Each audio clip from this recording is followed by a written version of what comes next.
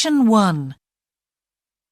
You will hear a student talking to the student accommodation officer at a college. First, you have some time to look at questions 1 to 5.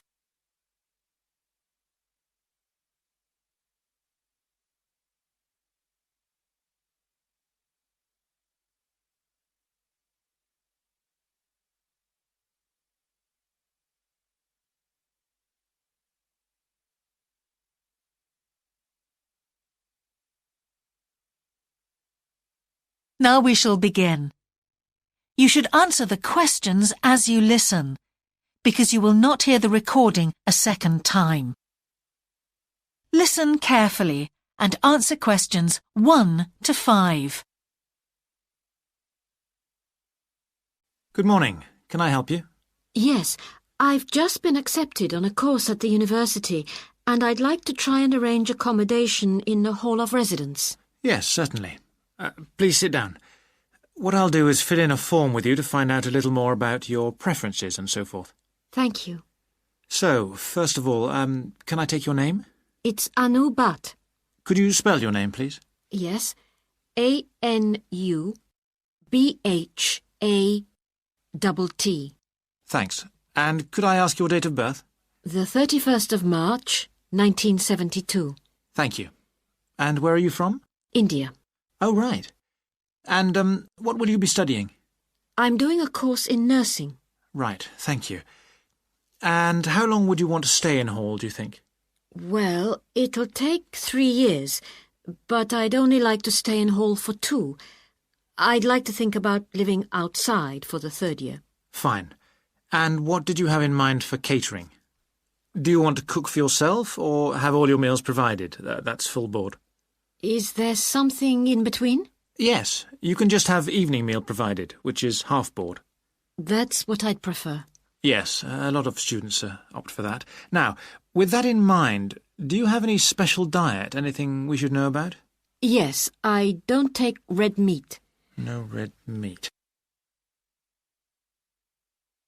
Before you hear the rest of the conversation, you have some time to look at questions 6 to 10.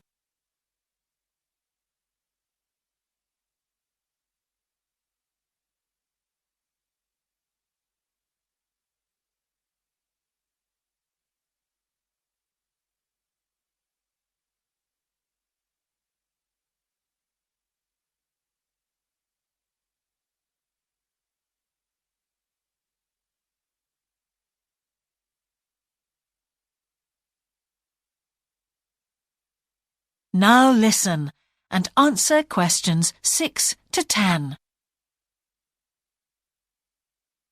Now, thinking about the room itself, we have a number of options. You can have a single study bedroom or you can have a shared one. These are both what we call simple rooms. The other alternative is to opt for a single bedsit, which actually has more space and better facilities. There's about £20 a week difference between them. Well, actually, my grant is quite generous, and I think the bedsit sounds the best option. Lovely. I'll put you down for that, and we'll see what availability is like. Now, can I ask some other personal details which we like to have on record? Yes, of course. I wonder if you could let us know what your interests are. This might help us get a closer match for placing you in a particular hall. Well, I love the theatre. Right. And I enjoy sports, particularly badminton. Ah, that's worth knowing. Now, what we finish with on the form is really a list from you of what your priorities are in choosing a hall, and we'll do our best to take these into account. Well, the first thing is I'd prefer a hall where there are other mature students, if possible. Yes, we do have halls which tend to cater for slightly older students. And I'd prefer to be out of town. That's actually very good for you because we tend to have more vacancies in out-of-town halls. Lucky. Yes. Anything else? Well, I would like somewhere with a shared area, a TV room, for example, or something like that. It's a good way to socialise. It certainly is. That's it. Now, we just need a contact telephone number for you. Oh, sure, I'll just find it. It's 6675 49. Great. So we'll be in contact with you as soon as possible. That is the end of section 1. You now have half a minute to check your answers.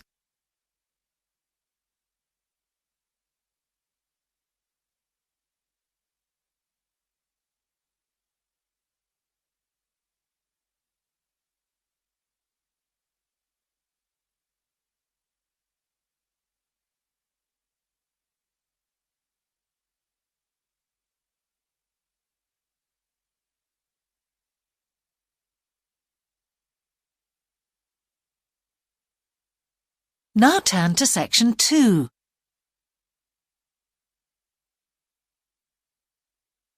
Section 2. You will hear a man giving a talk to new members of a wildlife club in the south of England. First, you have some time to look at questions 11 to 13.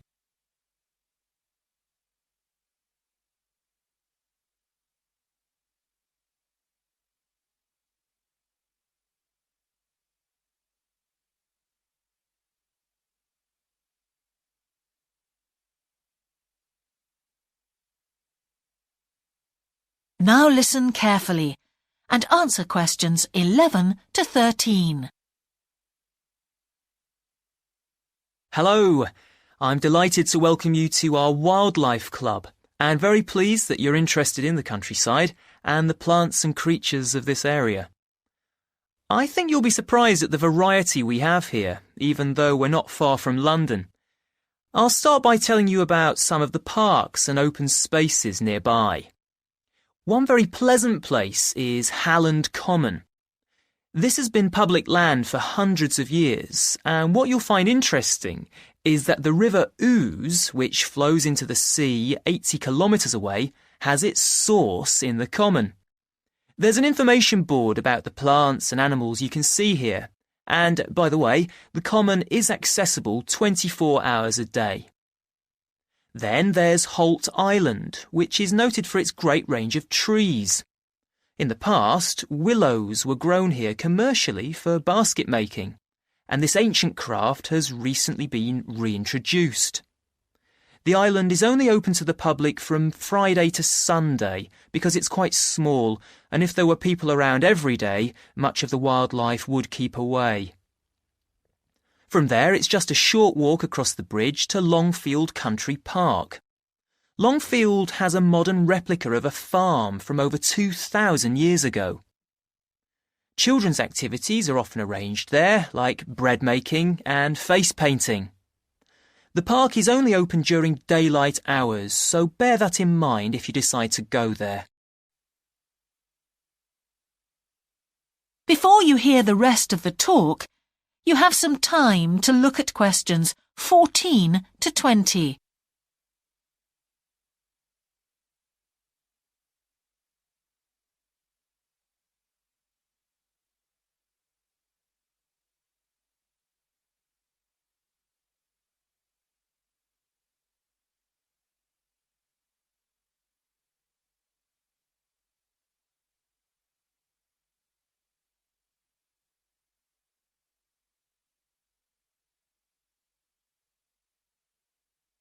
Now listen and answer questions 14 to 20. Longfield Park has a programme of activities throughout the year, and to give you a sample, this is what's happening in the next few days. On Monday, you can learn about herbs and how they've been used over the centuries.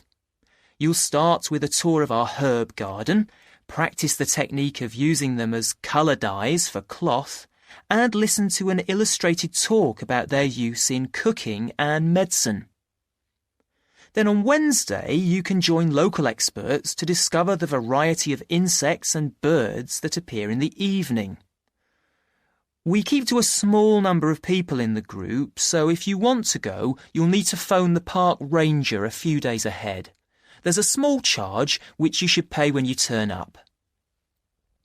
I'm sure you're all keen to help with the practical task of looking after the park, so on Saturday you can join a working party. You'll have a choice of all sorts of activities, from planting hedges to picking up litter, so you'll be able to change from one to another when you feel like it. The rangers will be hard at work all day, but do come and join in, even for just a short while.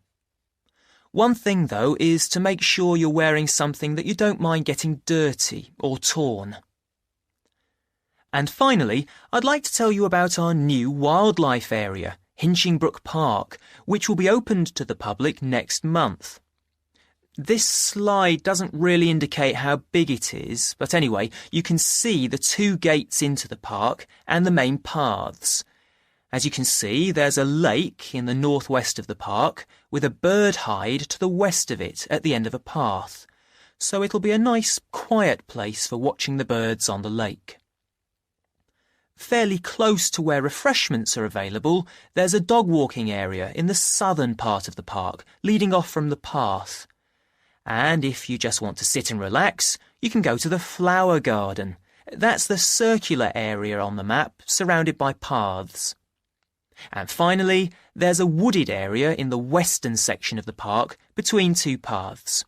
OK, that's enough from me, so let's get on and have a look. That is the end of section 2. You now have half a minute to check your answers.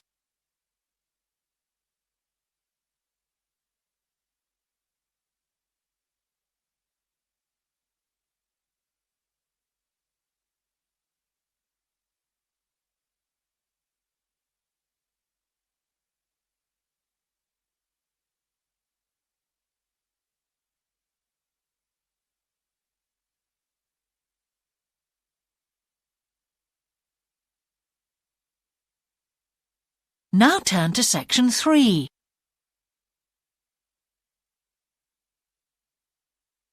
Section 3.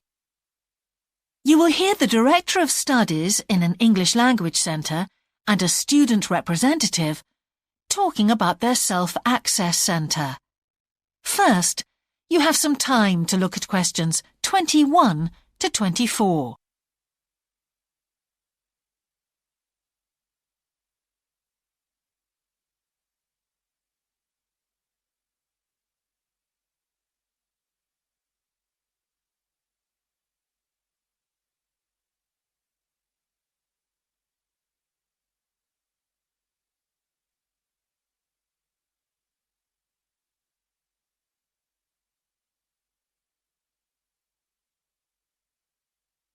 Now listen carefully and answer questions 21 to 24.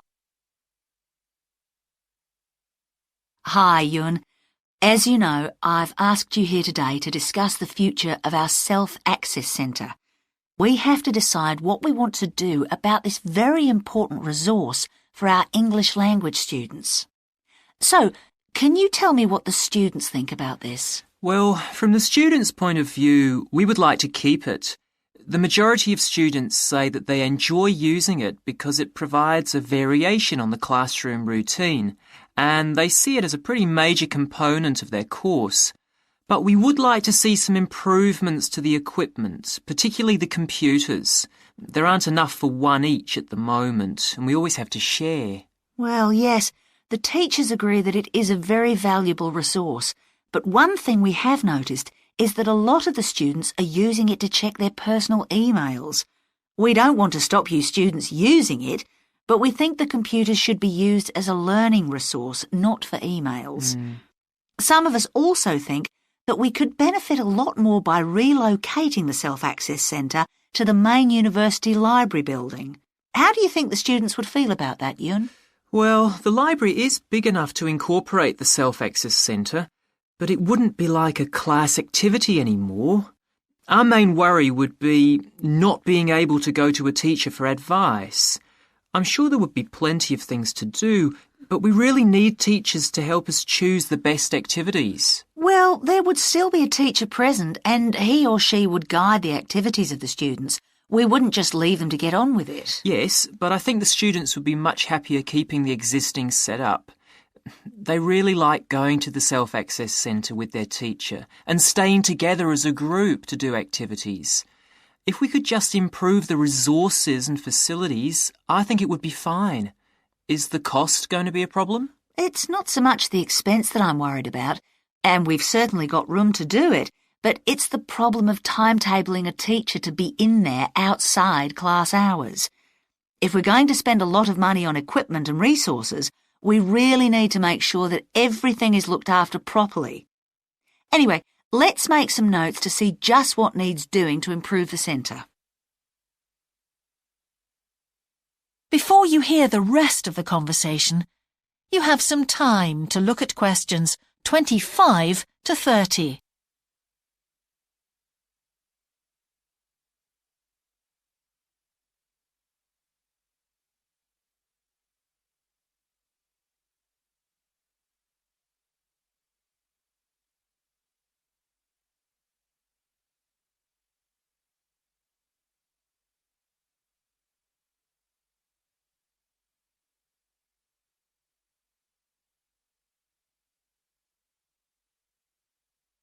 Now listen and answer questions 25 to 30. Now, what about the computers? I think it might be a good idea to install some new models. They would take up a lot less room, and so that would increase the workspace for textbooks and so on. That would be great. It is a bit cramped in there at times. What about other resources? Do you have a list of things that the students would like to see improved? Yes, one of the comments that students frequently make is that they find it difficult to find materials that are appropriate for their level, especially reading resources. So I think we need to label them more clearly. Well, that's easy enough. We can get that organised very quickly. In fact, I think we should review all of the study resources as some of them are looking a bit out of date. Definitely. The CD section especially needs to be more current. I think we should get some of the ones that go with our latest course books and also make multiple copies. Good. Now, I was also thinking about some different materials that we haven't got in there at all. What do you think of the idea of introducing some workbooks? If we break them up into separate pages and laminate them, they'd be a great resource. The students could study the main course book in class and then do follow-up practice in the Self-Access Centre. That sounds good. OK, now finally we need to think about how the room is used. I'll have to talk to the teachers and make sure we can all reach some agreement on a timetable to supervise the centre after class. But we also need to think about security too, especially if we're going to invest in some new equipment. What about putting in an alarm? Good idea.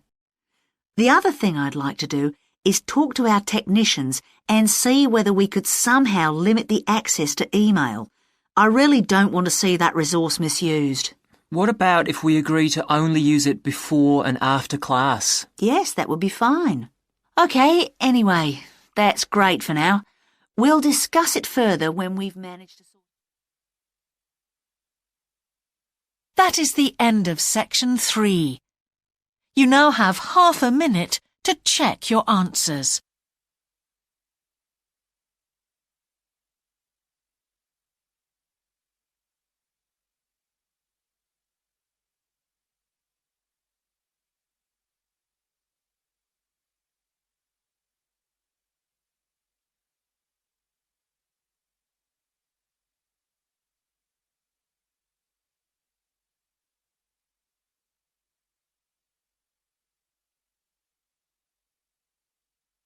Now turn to section 4.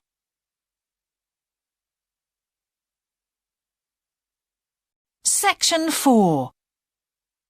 You will hear the beginning of a lecture about business cultures. First, you have some time to look at questions 31 to 40.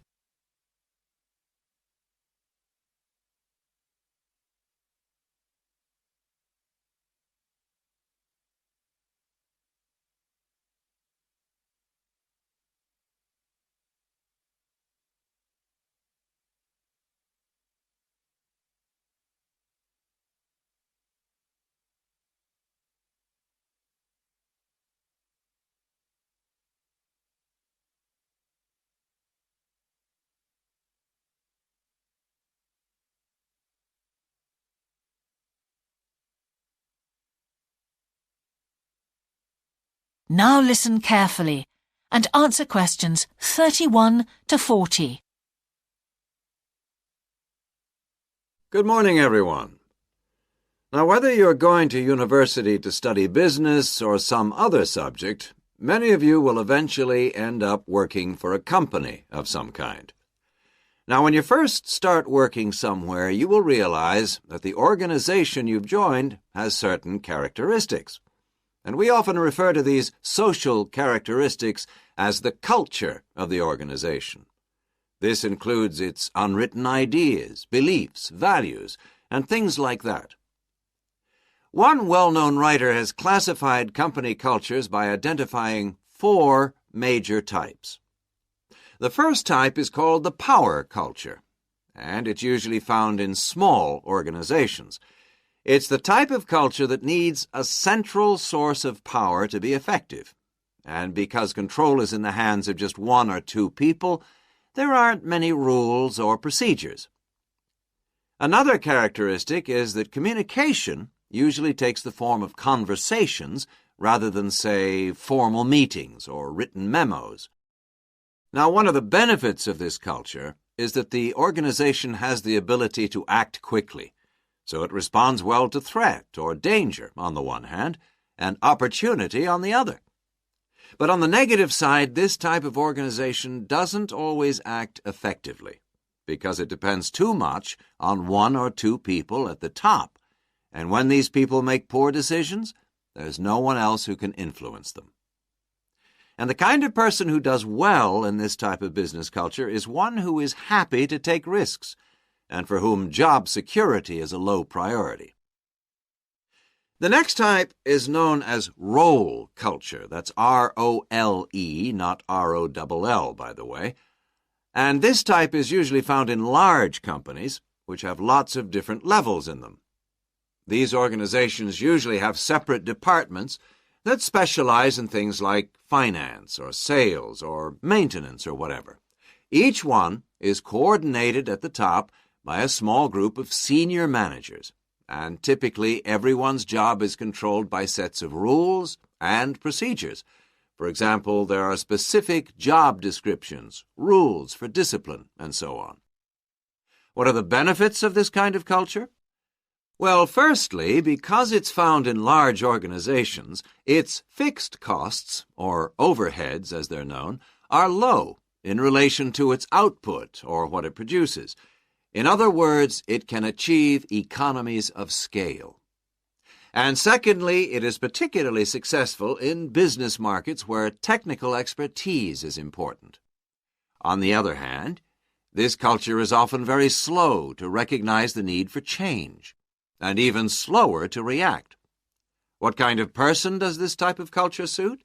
Well, it suits employees who value security and who don't particularly want to have responsibility.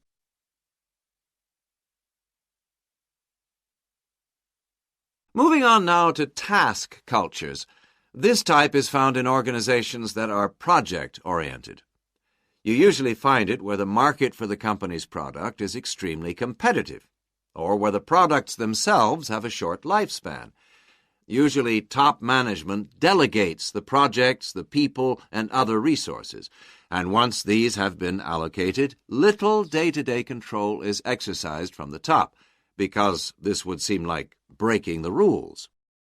Now, one of the major benefits of this culture is that it's flexible, but it does have some major disadvantages too.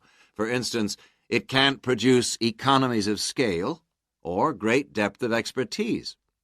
People who like working in groups or teams prefer this type of culture. And finally, the fourth category is called the person culture. This type is quite unusual. That is the end of section 4. You now have half a minute to check your answers.